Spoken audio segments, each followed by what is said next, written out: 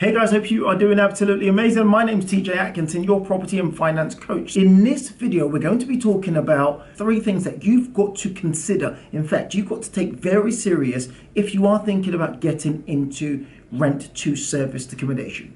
So if this is the first time you're coming across one of my videos or you're just finding this video on the internet, maybe it's best if I explain what rent to serviced accommodation is. So rent to serviced accommodation is an opportunity for anyone, quite frankly, anyone, money from property by borrowing somebody else's asset. Think about it this way. Hey, Mr. Landlord. Hey, Mrs. Landlord. Can I borrow your property? With your permission, I would like to turn your property into a small boutique hotel.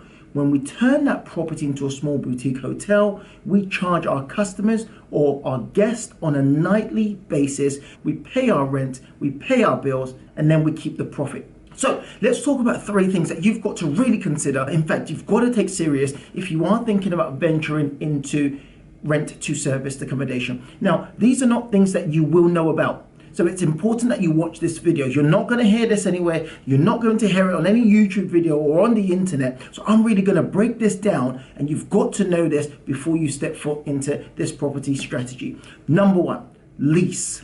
Now, unless you are experienced in property, now, most of the people that I teach and I come across are brand new people who have just heard about rent to service accommodation or rent to rent. So they're literally brand new. And a lot of people say, hey, do you know what? I'm just going to go and try it out. I've heard about this strategy. I'm going to give it a go. And do you know what? Kudos to you. Well done to you. But there are small, tiny little things that you might not know about, such as this, the lease. The lease is pretty much, let me put it this way. A lease is pretty much the governing rules of a specific property. So when you buy a property in a block of flats, it would usually determine what you can do with that property. So what you've got to take into consideration if you're thinking about running serviced accommodation from that property is, does that lease permit or prohibit the use of that property as a serviced accommodation? So you've got to know what you're looking for in a lease. You've got to read the lease. You've got to speak to the landlord or the agent or the developer, and you've got to understand the terms of the lease. Does it permit you or prohibit you from running serviced accommodation? Now, bear in mind, if you break the lease, there are severe consequences, which potentially means you could forfeit your property. Now, it sounds absolutely crazy. What's the likely chance it's going to happen? Quite high. So please don't. Make sure you read the lease. Make sure the building does not prohibit serviced accommodation. That's number 1. So it means you can't just go and take on any random property anywhere and turn it into a serviced accommodation. So let's talk about what you can do.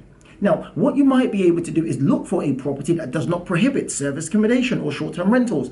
Alternatively, find a property that's a freehold property. Maybe it's a house. Find a house that doesn't have those strict prohibitions, because it's a freehold, which means the owner of the property has granted you usage for that purpose. I hope that didn't go over your head, because this is vital, really, really vital information. This is the stuff that people sell for thousands and thousands of pounds. So, number 2, the mortgage. Now, again, very important. You can't just go and take on any random property and say, hey, I'm going to turn it into a rent to serviced accommodation, because the purpose of the mortgage might not permit what you are trying to do. It's your responsibility to make sure the landlord is fully aware of what you intend to use the property for, so they can go to their bank or to their lender to gain permission or to change their product to one that permits them to do serviced accommodation or short-term rentals. Again, vital information. If you don't know it, you don't know it, and you will make a mistake. So please share this video with someone, share it with your network, because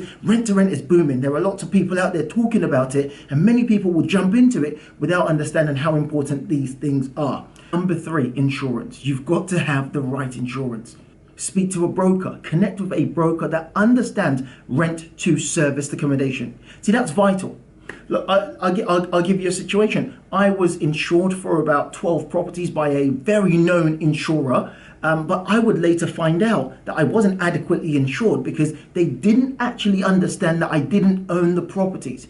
I specifically said, hey, I don't own these properties, but their mind, because they're not used to it and they're only used to working with traditional landlords, they couldn't really grasp it. Now, if there was a fire, if there was a death, if there was a flood, if there was an incident at the property, would I have been adequately covered? No.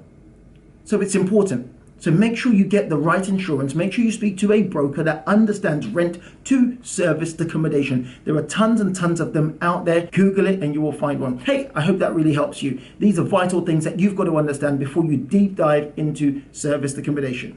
If you get some value from this video, make sure you smash that subscribe button. Make sure you share this with someone else and leave a comment so I know that it's actually helpful. Catch you soon.